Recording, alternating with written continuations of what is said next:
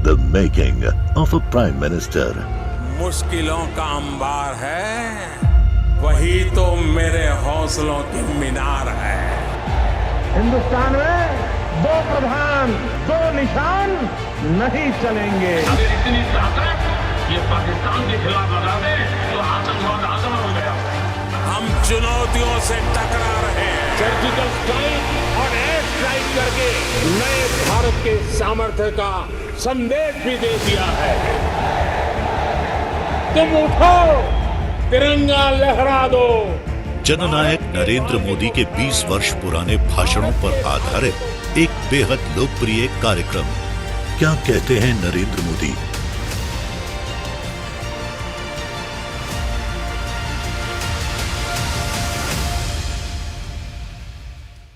नमस्कार, मैं हूं आपके साथ शिखा ठाकुर। हमारे खास प्रोग्राम क्या कहते हैं नरेंद्र मोदी में आज आपको सुनवाएंगे पीएम मोदी का वो ऐतिहासिक भाषण जो उन्होंने 28 सितंबर 2012 को फरीदाबाद में दिया। मोदी जी ने अपने भाषण में कहा कि हरियाणा बहुत आसानी से देश का नंबर 1 राज्य बन सकता है, लेकिन कौन लोग हैं जो हरियाणा को आगे बढ़ने नहीं दे रहे, ये हरियाणा की जनता को सोचना होगा। भाइयों बहनों, मेरा ये सौभाग्य रहा कि करीब 6 साल में हरियाणा में रहा, यहां पार्टी के संगठन का कार्य देखता था और इसलिए मैं हरियाणा से भली भांति परिचित हूं और मैं इतना विश्वास से कह सकता हूं कि हरियाणा के लोगों में इतनी अद्भुत क्षमता है, यह धरती इतनी उर्वरा है कि हरियाणा बहुत आसानी से हिंदुस्तान का नंबर 1 राज्य बन सकता है।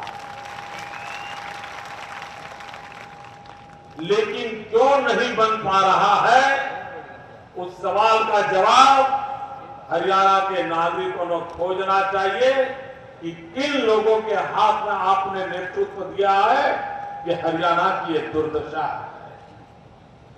अब आप बार बार तालियां बजा रहे हो, नारे बजा रहे हो, ये कभी आपके यहां हरियाणा सरकार के इंटेलिजेंस डिपार्टमेंट वाले घूमते होंगे, उनके कैमरामैन भी होंगे, वो फोटो निकाल करके मुख्यमंत्री जी को देंगे कि जब मोदी जी आए तो ये लोग उछल रहे थे।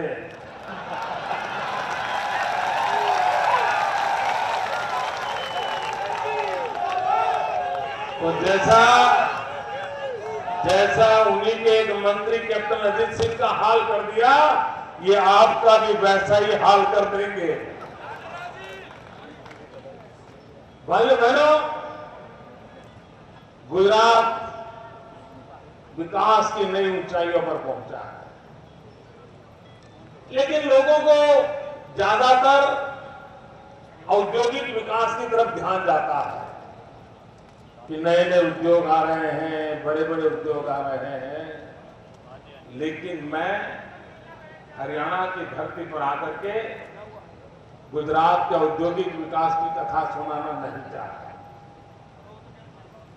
जिन क्षेत्रों में हरियाणा की ताकत रही है भूतकाल में, मैं उन्हीं विषय को स्पर्श करना चाहता हूं। एक समय था हरियाणा से अगर दिल्ली में दूध नहीं आता था तो दिल्ली वालों की चाय नहीं बनती थी। हरियाणा पर दिल्ली निर्भर था। आज क्या कारण है कि दिल्ली के हर घर में अगर चाय बनती है तो दूध गुजरात का होता है। ये फर्क क्यों हुआ? भाइयों बहनों, हिंदुस्तान का पेट भरने का काम गंगा यमुना का पार पंजाब हरियाणा जैसे राज्य करते थे। गुजरात 10 साल में 7 साल अकाल वाला राज्य था। अब गुजरात का बहुत एक हिस्सा हमारा रेगिस्तान है और उस तरफ पाकिस्तान है।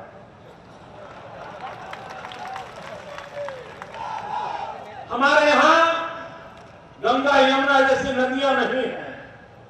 एक नदी हमारे भाग्य में है, नर्मदा, जो मध्य प्रदेश से आती है। बाकी हमारी पूरी खेती परमात्मा की कृपा पर, बारिश पर निर्भर करती है।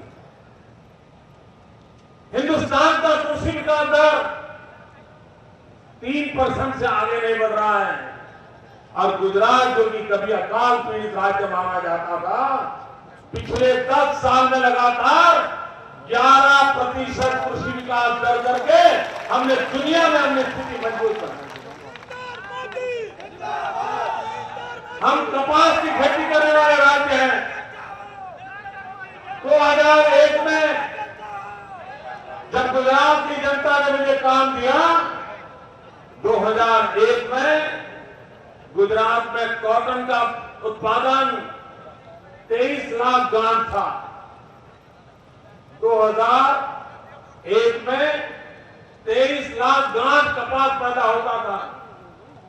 मित्रों, पिछले वर्ष 1,23,00,000 गांठ कपास का उत्पादन हुआ। और मेरी तो मुसीबत ये नहीं है कि परमात्मा रुक जाए। मेरी मुसीबत ये भी नहीं है कि मेरा किसान मेहनत में कम पड़ जाए। लेकिन मेरे देश का दुर्भाग्य है कि दिल्ली में एक ऐसी सरकार बैठी है कि जो किसानों की भलाई नहीं चाहती है, विदेशियों की भलाई चाहती है। मैं तो मेरे गुजरात से किसान कपास को एक्सपोर्ट करता है, विदेश भेजता है, और उसके कारण मुंह मांगे दाम से उसकी कमाई करता है। आज चीन के बाजार में कोई जाए, हिंदुस्तान के किसी भी कोने से अगर कपास बिकने के लिए चीन के बाजार में जाता है, तो वो भी गुजरात का कपास ऐसा करके बेचता है। यानी गुजरात का कॉटन आज चीन के बाजार में एक बहुत बड़ी प्रतिष्ठा बन गया है। और जब पूरी दुनिया में कपास का दाम बहुत ऊंचा था, उसी समय दिल्ली में बैठी हुई हमारी सरकार ने कपास के निकास पर प्रतिबंध लगा दिया, एक्सपोर्ट पर प्रतिबंध लगा दिया। और उसके कारण मेरे गुजरात के किसानों को 7,000 करोड़ रुपयों का घाटा 15 दिन में हो गया। ये किसान विरोधी सरकार होने का ये जीता जागता सबूत है। भाइयों बहनों, हमारा देश व्हाइट रिवॉल्यूशन की चर्चा करता था, और गुजरात ने श्वेत क्रांति का नेतृत्व किया था। दूध की क्रांति गुजरात ने करके दिखाई थी। हमारा देश हरित क्रांति की चर्चा करता था। गंगा यमुना के प्रदेशों में हरित क्रांति करके, ग्रीन रिवॉल्यूशन करके हिंदुस्तान का पेट भरने का एक बहुत बड़ा काम किया था। लेकिन भाइयों बहनों, ये दिल्ली में बैठी हुई यूपीए सरकार ये कौन सा रिवॉल्यूशन चाहती है आप जानते हो? आप चौंक जाओगे भाइयों बहनों, चौंक जाओगे। वो व्हाइट रिवॉल्यूशन में उनका इंटरेस्ट नहीं है, ग्रीन रिवॉल्यूशन में उनका इंटरेस्ट नहीं है। उन्होंने अपना मकसद घोषित किया है। इंटरनेट पर जाओगे तो सारी चीजें अवेलेबल है, और उनका सपना है पिंक रिवॉल्यूशन। और जब मैं विस्तार से बताऊंगा तो फरीदाबाद के लोग बड़ी भांति बात को समझ जाएंगे। ये पिंक रिवॉल्यूशन क्या है? जब किसी पशु को काटते हैं तो उसका जो मटन होता है उसका कलर पिंक होता है। और भारत सरकार का मकसद है कि दुनिया में सबसे ज्यादा बीफ एक्सपोर्ट करने का उनका मकसद है। उनका कहना है कि पूरे विश्व में बीफ की मांग है, हिंदुस्तान के पशुओं को काटो और ये बीफ दुनिया में एक्सपोर्ट करो।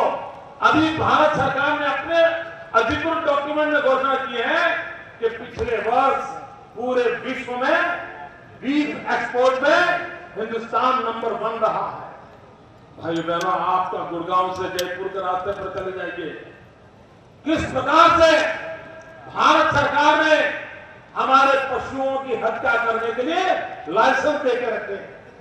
हम अगर कॉटन एक्सपोर्ट करते हैं तो हमें 250 रुपया प्रति उसकी गांठ सरकार को ड्यूटी देनी पड़ती है। लेकिन अगर आप मटन एक्सपोर्ट करते हो तो आपको सब्सिडी दी जाती है। अगर आप नया कतलखाना बनाते हो तो 15 करोड़ रुपए तक सब्सिडी ये भारत सरकार आपको देती है। लेकिन अगर किसान अपने खेत के लिए कुछ करना चाहता है तो उसके लिए सब्सिडी की व्यवस्था नहीं है। ये तराजू है इनके देश को चलाने के लिए। भाइयों बहनों, दूध के उत्पादन में इस 10 वर्ष में हमने रिकॉर्ड ब्रेक किया है। 68% हमारा मिल्क प्रोडक्शन में ग्रोथ हुआ है। 68% इंक्रीज होना ये अपने आप में बहुत बड़ा मिरेकल है। आज आप सिंगापुर जाएंगे, मैं दावे से कहता हूं दूध गुजरात का मिलेगा। आप यूरोप में जाएंगे, दूध गुजरात का मिलेगा। दिल्ली तो पूरा का पूरा इन दिनों दूध गुजरात का पीता है। प्रधानमंत्री के घर में भी दूध गुजरात से जाता है। भाइयों बहनों, ये ऐसे नहीं हुआ है। हम पशु की केयर कितनी करते हैं। मैं हरियाणा के किसानों के बीच बोल रहा हूं, इसलिए मैं कहना चाहता हूं हम पशु की केयर कितनी करते हैं। हमारे देश में कई राज्य ऐसे हैं कि जहां मनुष्य की आंख में मोती बिंदु होता है तो उसके ऑपरेशन के लिए व्यवस्था नहीं होती। मनुष्य का मोती बिंदु का ऑपरेशन नहीं होता है। गुजरात एक ऐसा प्रदेश है कि जहां पशु के मोती बिंदु के ऑपरेशन सरकार करवाती है। हमारे यहां गरीब को दांत की चिकित्सा के लिए व्यवस्था नहीं होती है। डेंटल ट्रीटमेंट गरीब ने तो देखा तक नहीं होता है। मेरे गुजरात के अंदर पशु की डेंटल ट्रीटमेंट का इलाज की व्यवस्था है ताकि मेरे पशु के आरोग्य की मैं चिंता करूं। भाइयों बहनों, अगर विकास करना है तो कितनी बारीकियों से करना पड़ता है, इसका एक उदाहरण मैं देना चाहता हूं। मैं हरियाणा का दूसरा एक पक्ष भी लेना चाहता हूं। हरियाणा में आज से 20 साल पहले जब चौधरी बंसीलाल जी थे, भारतीय जनता पार्टी और चौधरी बंसीलाल जी की संयुक्त सरकार थी, उस समय कुछ इनिशिएटिव लिए थे। अब टूरिज्म में हरियाणा ने अपनी जगह बनाना शुरू किया था। वीकेंड टूरिज्म, दिल्ली से बहुत बड़ी मात्रा में लोग हरियाणा के दूर दराज इलाकों में जाकर के वीकेंड मनाने की एक परंपरा डेवलप हुई थी। धीरे धीरे धीरे हरियाणा का टूरिज्म जीरो की तरफ आगे बढ़ता गया। और गुजरात एक प्रदेश जो टूरिज्म में जीरो था। हमारे पास गिर के लायन थे, हमारे पास द्वारिका थी, हमारे पास सोमनाथ था, हमारे पास महात्मा गांधी थे, सरदार पटेल थे, सब कुछ था। लेकिन टूरिज्म के नाम पर गुजरात का नामो निशान नहीं था। मित्रों, 10 साल हमने मेहनत की और आज हिंदुस्तान में तेज गति से टूरिज्म डेवलप होने वाले राज्य में गुजरात आकर के नंबर 1 पे खड़ा। भाइयों बहनों, विकास कैसे होता है, कहां गया हरियाणा का टूरिज्म और क्या कारण है कि आज टूरिज्म के अंदर गुजरात अपना नाम कमा रहा है, गुजरात अपनी स्थिति मजबूत बना रहा है और गुजरात की विकास की नई ऊंचाई पर जा रहा है। The making of a Prime Minister. मुश्किलों का अंबार है, वही तो मेरे हौसलों की मीनार है। हिंदुस्तान में 2 प्रधान 2 निशान नहीं चलेंगे। अगर इतनी ताकत ये पाकिस्तान के खिलाफ लगा दे तो आतंकवाद आजमा हो गया। हम चुनौतियों से टकरा रहे हैं। सर्जिकल स्ट्राइक और एयर स्ट्राइक करके नए भारत के सामर्थ्य का संदेश भी दे दिया है। तुम उठो, तिरंगा लहरा दो। जननायक नरेंद्र मोदी के 20 वर्ष पुराने भाषणों पर आधारित एक बेहद लोकप्रिय कार्यक्रम क्या कहते हैं नरेंद्र मोदी।